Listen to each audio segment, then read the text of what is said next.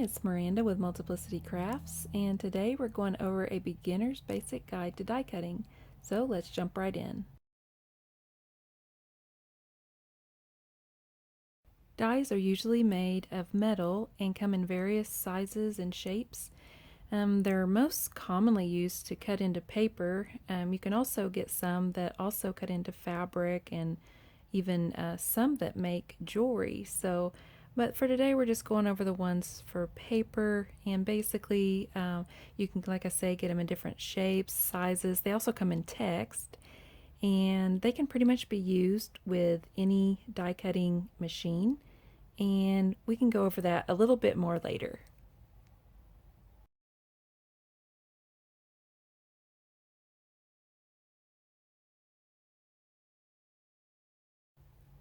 Some dies are ready for cutting straight out of the package, but there are other types of dies that will come with a lot of smaller pieces like the one shown here. And in this instance, usually they're just joined by little tiny metal pieces, and you'll just get some wire cutters and go ahead and cut those apart. You can leave them together, but it's just better if you go ahead and cut them apart because that way you can have the different layers and cut the different layers of the die in different colors.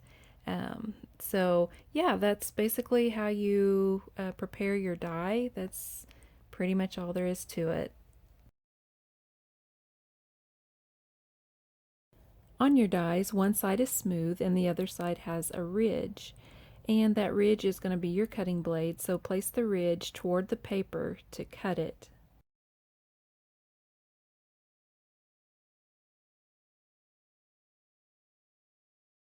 This is a normal variant with most solid dies, where you have the larger shapes that are solid. And the reason for the tiny holes is just in case your paper gets trapped in the die, so you can use a little die pick on the back and push your paper out to release the paper from the die. So again, that's not going to show up when you die cut. It's not going to leave the tiny holes behind. It's just there to help you release your paper. And again, you'll use a die pick to push your paper out of the die if it does get stuck.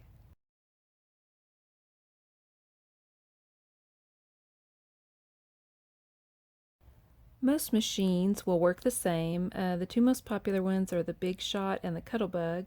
There also is a Gemini machine, which is by Crafter's Companion. Now the Gemini is an automatic machine, but most of them you'll find on the market are a handle crank, and they will cut dies as well as emboss. Now you do need embossing folders if you want to dry emboss. I do have a dry embossing article on my blog that I will link to. And this is basically what dry embossing looks like. It is different from heat embossing. And again, I will go over all of that in a separate blog post, so I will have that linked below. Now, the Cricut Cuttlebug is one of the most popular die cutting machines next to the Sizzix Big Shot. So let's take a look at the Cuttlebug and see what all it offers. So on the bottom of the machine, it does have the rubber section that will section once you open up your machine. It also has the handle crank on the side, and it will fold away for storage. Even the handle, when you want to use it, you can pull it out, but when you're done, the handle tucks inside, so it's easier to store that way. And then your platform, it opens up, and when you're finished, it closes nicely. Now the Cuttlebug comes with the A plate and two B plates. The C plate can be purchased separately, but don't worry about that to start off. So to die cut, you're going to put your A plate down, which is basically like a spacer, and then you're going to sandwich your paper and your die in between the two B plates. So it'll be a B plate, and then your paper and your die, and I'm just showing where you would put the blade of the die down on the paper.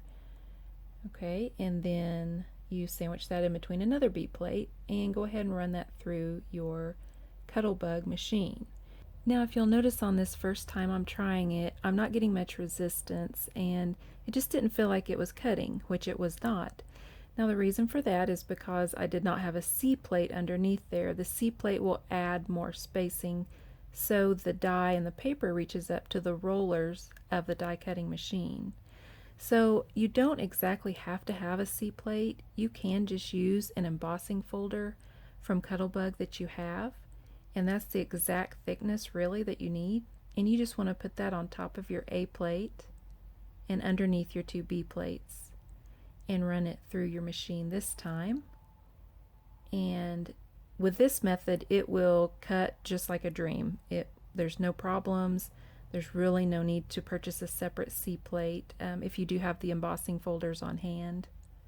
So as you can see here, it was a perfect cut, no problem.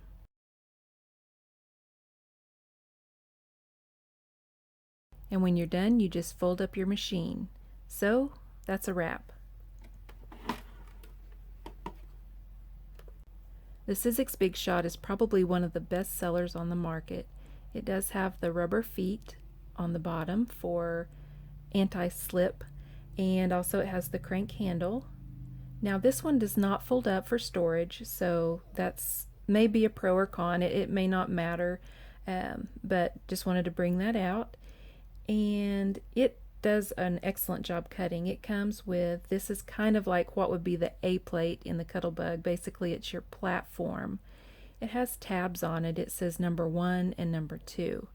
Now this second tab is if you want to dry emboss, you want to just open to that tab because it's a lower level, and keep it closed all the way to bring it up to a higher level if you want to cut your die cut. Now this also comes with two plates, kind of like the Cuttlebug came with the two B plates that you sandwich, but these just don't say B on them, but that's basically, it works the same way. So you just want to put in your platform base and then put in a cutting plate. And I usually put the one that I etch into on the bottom, and then I usually keep the one on top, the one I do not etch into, and that way it kind of helps me with longevity on my cutting plates.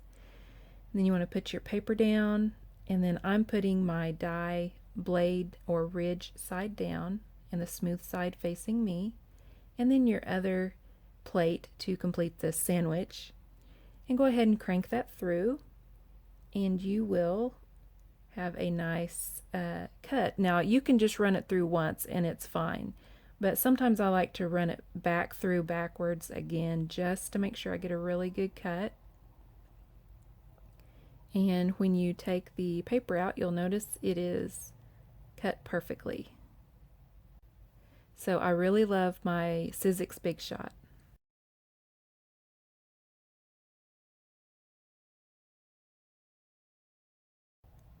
I think each die cutting machine has its pros and cons, but I would have to recommend the Cricut Cuttlebug for beginners, and here's why.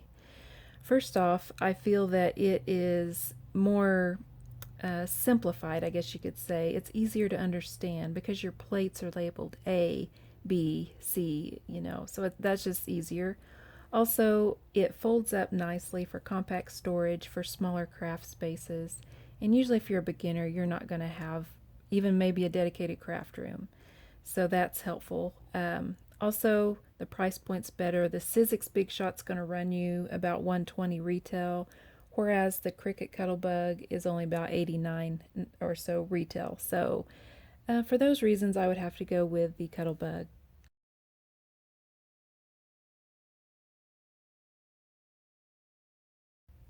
Yes, this is perfectly normal for your machine to make a cracking or creaking or popping noise.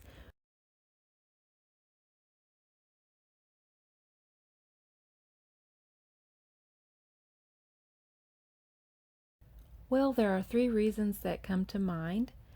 Firstly, it could be that your machine is new, or maybe you haven't used it as often. It's not, I guess, broken, you could say, or as loose or easy to crank.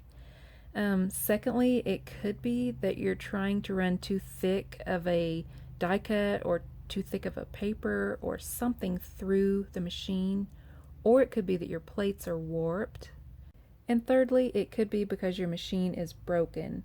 Now this is unlikely, but it could be. I just wanted to mention that. So I hope this was helpful for you, and if so, be sure to like and comment and subscribe. Thank you so much for watching, and leave me any additional questions down below. Have a great day.